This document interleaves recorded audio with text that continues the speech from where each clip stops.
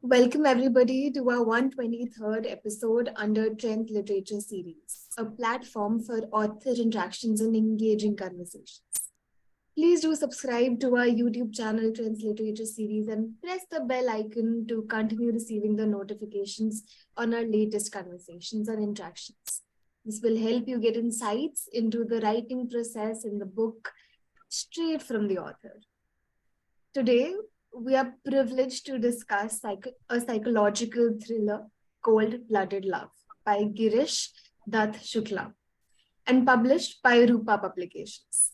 A page turner story and a compelling read, which is difficult to put down due to numerous twists, turns, and unexpected endings, and it is quite fast paced. Welcome, Girish. We are very excited to have you today. Thank you so much, Dia. Thank you so much, Neeta, for having me here. It's lovely to be here. Looking forward to have a wonderful discussion about the book. Same here. We are very excited to have you as well. We'll delve right into the questions now. Sir, you are a computer engineer and a digital marketer and a writer in various publications. Cold Blooded Love is your second book after Maroon in a Sky of Love.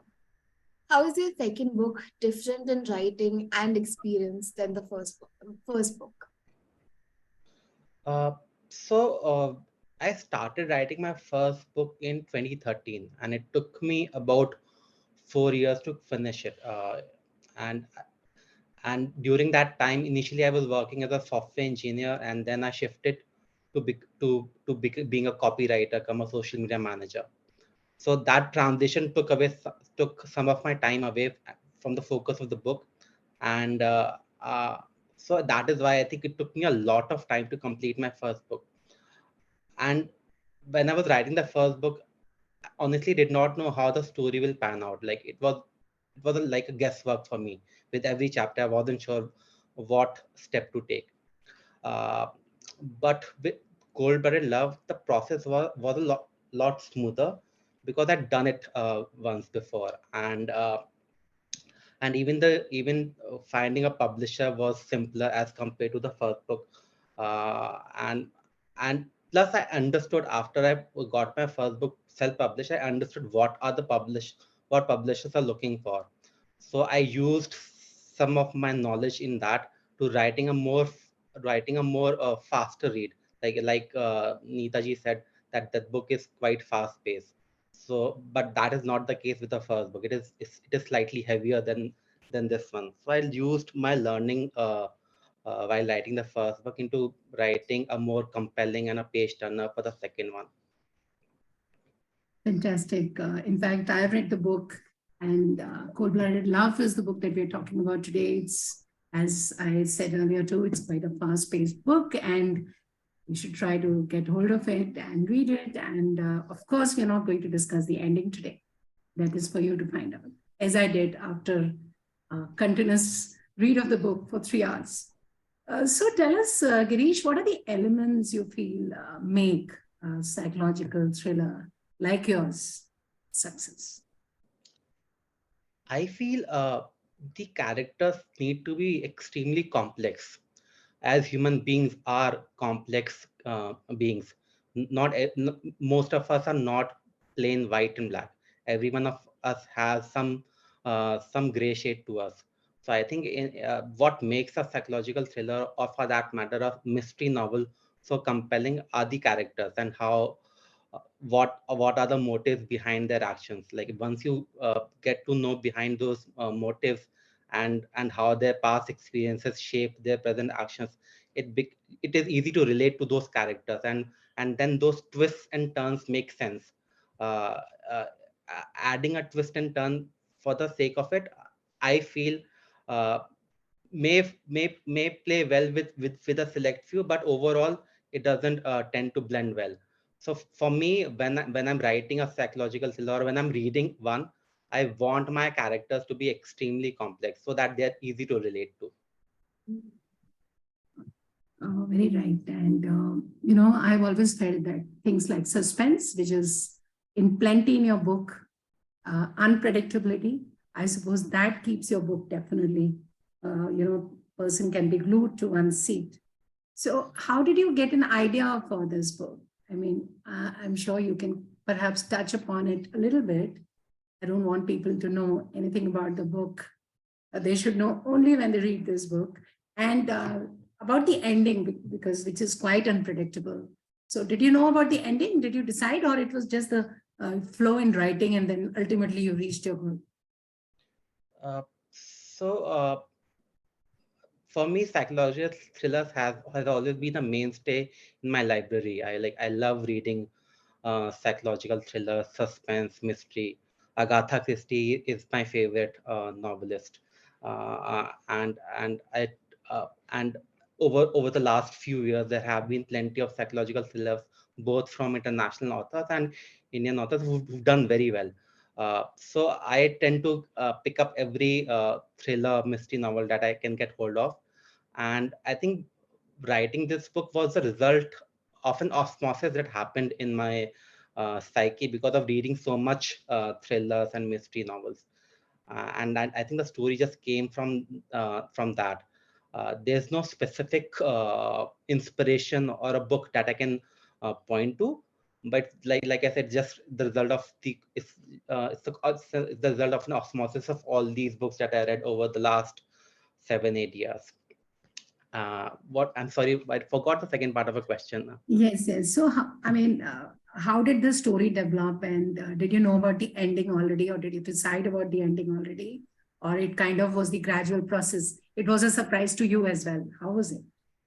So initially, when I started writing the book, I think I must have written 5 6 chapters by then, and I narrated the ending to a few friends of mine, and their reaction was a bit meh. They weren't really excited to hear the ending. And these guys had read the first book, and even in the first book, the ending is very unpredictable. So when I got that kind of reaction from them, I went back to the drawing board to see how I can make it compelling. And I thought about it for a good 1 week or so. I stopped writing the book in that time, and then I rewrote the synopsis, like a rough synopsis of the book again. And when I wrote that, then I had decided that this is how the book would end. So I think it was the result of the feedback that I got from the friends that made me change my plot. And then when I started editing the book, I rewrote those 5 6 chapters that I'd written in the first draft. And yeah. That's fantastic, because it's always important to keep on taking constant feedbacks, and that's how it puts you close to the readers as well, your final readers. How do you get the response? So I'm sure this book, as I can see from the reviews, has been doing pretty well because of the fact that you really wanted the ending to be the way it was, and you took the feedback at the right time. So how's the response been to your book? I mean, what kind of feedbacks are you getting from the readers? How do they, and what is, perhaps you remember some major feedback that came your way and that really delighted you? So I've I think around I have around 110 reviews on Amazon, and most of them, in fact, all of them have good things to say about the book. Like I haven't received a very negative feedback about the book where they totally lambast the book and say, "Ki, what kind of novel this is." Like I haven't received any feedback yet. The most pleasant thing that I've heard about the book is the way the narrative pivots between the past and the present.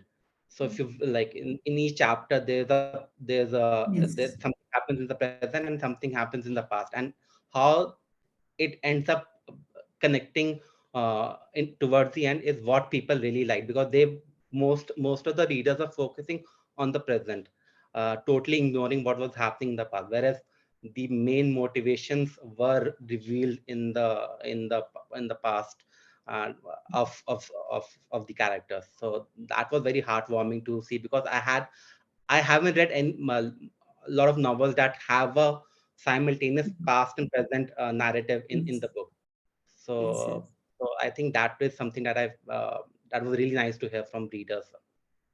Yeah, definitely, because in each chapter, there's the story going on, which is the current narrative, and the protagonist goes back and, talks about the past. So it becomes interesting because it's not that you're going back to a particular time frame. It's kind of the part of the narrative. That's how you Yeah, build it up.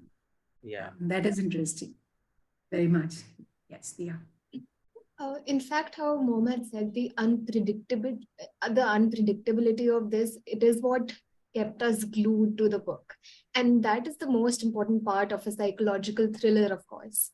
And in your book, all the characters, there was Ziva, Om, Adit, Ovya, Harish, anybody, they kept you engrossed and guessing.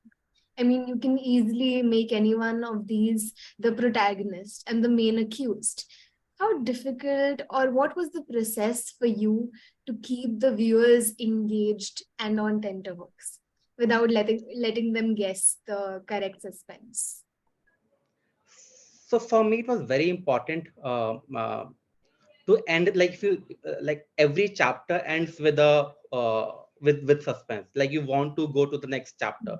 So that was a very conscious effort on my part to end the book at a tantalizing note, so that people just keep on reading the next chapter. And this is something which I've I think seen in a lot of psychological thriller books that I've read in the past. And for me, writing coming ending the book on that specific note wherein the reader needs to read the next chapter was a very conscious effort. I chose my endings very gave it a lot of thought before I ended each chapter. Sometimes when I did not think that the ending is not strong enough, I either curtailed the ending or I wrote more to add to the overall chapter. So that was a very conscious effort. And as far as the twists are concerned, most of them happened organically because I knew what each I knew my characters very well. And since I knew my characters very well, I knew their motivation. So those twists and turns that you've come across in the book happened very organically. I did not have to spend a lot of time thinking about, "Ki, how do Mm. I make this how do I make this chapter and on a like how do I make this twist, how do I add this twist." That happened very organically. So yeah. I think we can definitely say that we can see your talent when it comes to writing such thriller books.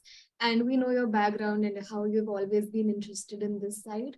If I had to ask, have you ever been interested in writing a book in another genre? If that is something you plan to do, and what would be your future plans?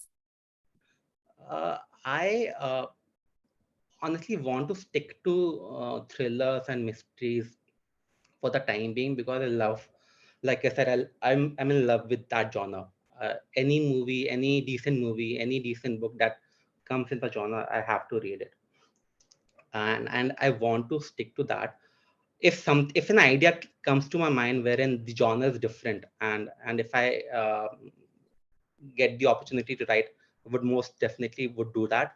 I'm also very interested in writing true crime thrillers. So suppose if an incident happened, an unknown incident happened which people haven't heard of, so I would love to write that as well. In fact, I a couple of years ago, I was thinking of writing this about this ghastly incident that happened in Noida around 15 years ago. And But then I realized that the amount of research that it'll take is a lot. And so I dropped, like I still have that in my mind, but not at this moment. Once I have enough readers, then I'll probably start writing on that as well. We all will be very excited to read anything that you write. In fact, I wanted to ask you, so in totality, I know part of it you have discussed before in comparison to your first book, but how has the journey been for you writing this book, Cold Blooded Love?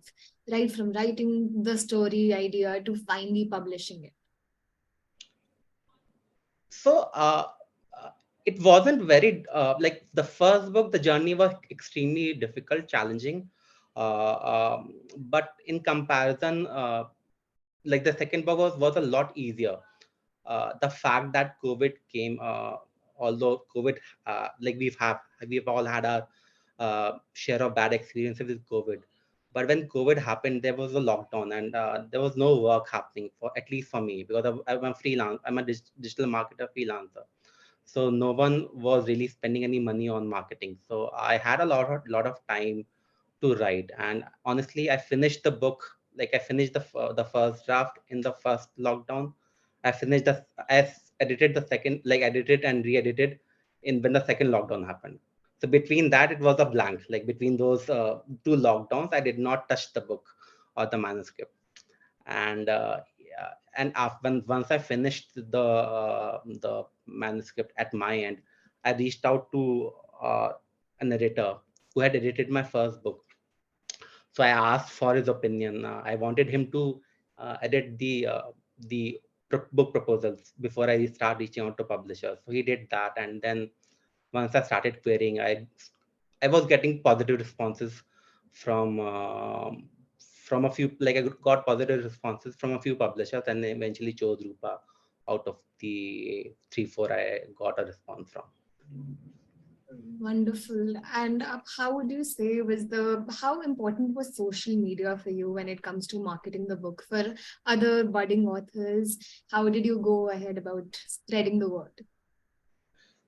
Social media is an integral part of marketing. You can't ignore it. And the fact that it is also the cheapest form of marketing. uh, if you if you start giving out ads in a newspaper, that will cost you a bomb. But social media is a lot cheaper, and you can reach out a lot of eyeballs with that. It's just about creating the right kind of content that people find engaging. And it doesn't necessarily have to be about the book, but something that people like, something that gives value to the end audience. Suppose if I've written a psychological thriller, if I talk about what makes a psychological thriller so compelling, then people will get to watch that reel or a video that I post on Instagram or YouTube, and they will slowly come to know about me and about the book. So your content has to be relatable, and it needs to give value to the end reader. It is not a race, it is a marathon. Like, it'll take time for people to start knowing you, and for people to start engaging with your content. But if you do it consistently enough, then it'll happen. You are, of course, very rehearsed with this and how to go about it. In fact, since all of this talking about content and how you attracted people to your book, for our viewers right now on YouTube, maybe you could give a few reasons you would like to tell viewers why they should read Cold Blooded Love. uh, so I can give uh, 3 4 reasons. For the first reason is, uh, it is a very fast paced read. So suppose if you pick the book up, you will be able to finish it in a couple of days, or maybe 3 4 days at max.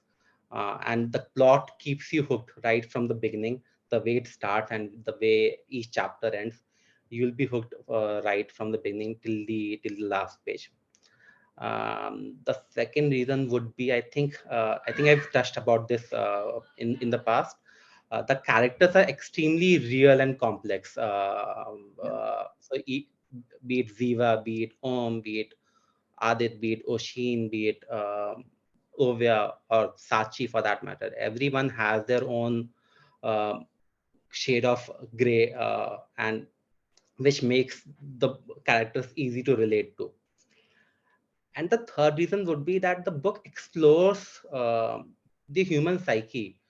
Like, if you see, like, each action, like, there's a reason for each character. Like, when a certain character takes an action, that action is driven by their past experiences, or their past, um, it could be a past trauma, or it could be a past incident that happened that changed them for good or worse. So each action that they take is driven by their past experience, which happens to most of us. Like, we go back, like, once something bad, suppose if I fall off a bike when I'm riding, then the next time I ride a bike, that experience will be playing in my head. yeah, they fell down from the bike. So I think each character is driven by their past experiences, which makes the novel, uh, I think, compelling. And coming to your characters, how did you really finalize the characters? It's very important in a thriller or any book. The basic characters in your book, as you just said, they come with a shade of gray, and they do. Once you read the book, you realize that. So, how did you really finalize the characters? What was the main reason? How did you pick up the names? Were the characters etched before the story?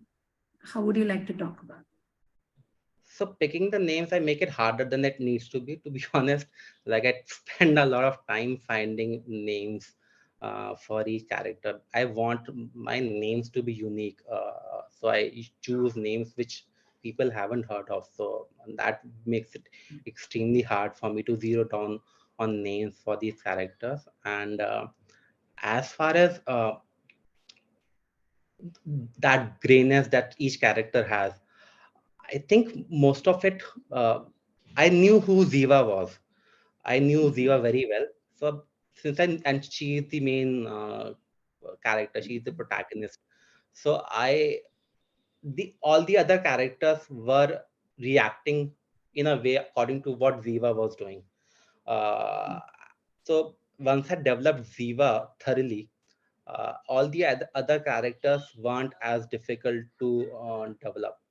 There's something which I learned about developing characters. I think I was reading some blog that like if you're writing a characters in any novel, then you shouldn't necessarily state the traits of the of character. Like you shouldn't say this person is kind. You should include an incident that shows her kindness. Like you want to show how your character is, and that is what I tend to do. That is what I did with this book as well. So for each character, like everything is shown in a way uh, that rather than stating that how Ziva is or how Ovya is or how Adit is. So that is what I Yeah. did. No doubt about it, because Ziva and Om, Oshin for that matter. For Oshin, yes, I mean, it kind of came through. You were not really kind of talking about a character as of describing her. It kind of came through various incidents. Then Ovya, Adit, I think they got all unraveled by their doings, by their incidents, by you're so right, by Jiva's reaction to them, by how Jiva was thinking about them, or the way she was portraying them. I think it all came through that. Even the character of Harsh, I suppose I remember all those characters. Girish, your book definitely surely is a mind-blowing thriller with one woman's quest for happiness, and nothing as it seems, as you mentioned. Nothing is as it seems, right? And as you say, it's a love story unlike any other. A take of love and betrayal. This I'm reading out of the book and the reviews, leaning readers to want more at every step, and web of decor and of betrayal and obsession. So now that you've written this book with so much of heart and soul, how do the reviews touch you? How do you take the reviews of good or bad? How does it, because you've passionately written this book, so how do the reviews matter in the So the in the vast narrative of the book? so the reviews do matter because they are like a stamp of approval from the end reader. Of course, you're writing for yourself, but you're also writing for the end reader, and you want your book Mm. to be liked, and you want your book to do well. So if a positive review comes through, there's a shot of like there's a shot of happiness in my brain, and it makes me extremely happy to see positive reviews coming in. And even if a negative review comes in, if the person has something constructive to say, then I would be happy to accept it, because constructive feedback is what makes you a better writer. While the book has gone through multiple rounds of editing, so even the editor at when they were editing the book had a few qualms about the book, about the characters, or about a particular incident. So it is completely okay if the end reader does not like certain parts of it, but then that feedback has to come through as constructive, because then you have to accept it as a writer, and that is the only way you grow as a writer. Of course, as you write more, you get better, but accepting feedback from the end reader also helps you become a better writer. Very right. And any last words that you would like to talk about the book, perhaps a little bit on the story without giving the suspense? And of course, the cover. I like the cover a lot. Maybe a lot of thought went into this. So perhaps you'd like to talk about the cover, a little bit of the story, so that we can kind of roundly sign off this session after your input. Yeah. So the cover, initially the title of the book was something else. It was The Wine is Dead. Okay. And Because she takes a lot of wine. yeah, she drinks a lot of wine. And I was searching for a title that added, like, basically went with the overall central theme of the book. And The Wine is Dead means the flavor is dead. And my thought process was that if Ziva's wine is dead, then the flavor in her life is dead. That was my thought process. And I was approaching publishers with the same title. And when the time came for publishing, for the design to come, the head editor of Rupa said that the title is too abstract, does not give anything away. So it will be difficult for people to guess anything about the book if you title it as The Wine is Dead. And so then I went back again. I thought of a few names, and then eventually I zeroed down with Cold Blooded Love. The cover, I wanted to show wine specifically because Ziva drinks a lot of wine, and I wanted to show blood as well. Yeah, and I wanted to show blood as well, and the colors are similar, and the glass is also broken. So I think it kind of gives a glimpse of what the book is about. And the Rupa, the designer in Rupa, and their team did a fantastic job at designing the cover. I shared a few references with them, and they encapsulated the overall theme of the book very well with this cover.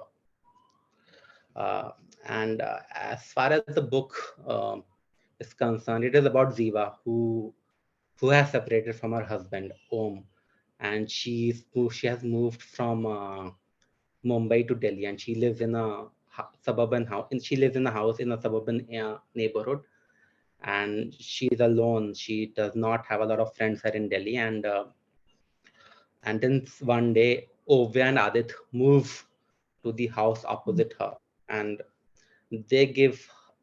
When she sees them, she reminisces about her time that she spent with Om, and she thinks that this is the perfect picture couple. Everything is going well for them, until she finds out it is not as rosy as it seems. She starts receiving notes about Adit and as to how Adit is not how he seems to be, and how he's embroiled with his ex, and how then a murder happens in Ovya's and Adit's house, and how Ovya goes missing, and how Ziva finds herself entrapped in this in this situation, and how and the basic question that she needs to answer is whether she should follow her heart, or should she accept that happy family is just is not real. It is not, it does not happen. So that is the summary of the book in a nutshell. Fantastic. And definitely, thank you for not giving away the entire story. Because that is the suspense and the unpredictability, and that the reader would love to unravel. So thank you, Girish, for the book. And thank you, Rupa, for introducing this book to us and introducing Girish to us. It was such a interesting conversation we had today. Definitely interesting, definitely unputdownable, a fiction, a psychological thriller. All in all, we definitely recommend that you read this book which has a great psychological depth and spine-chilling twists and turns. So So thank you, Girish. It was a pleasure to have you with us today. Thank you so much. Thank you. Thank you, Neeta. Thank you, Dia, thank you so much for having me. It's a pleasure. And a shout out to everyone. Please subscribe to our channel. You would continue receiving all the notifications and all the author interactions that we keep on having from time to time. Thank you. It was a pleasure to be with all of you today. Thank you.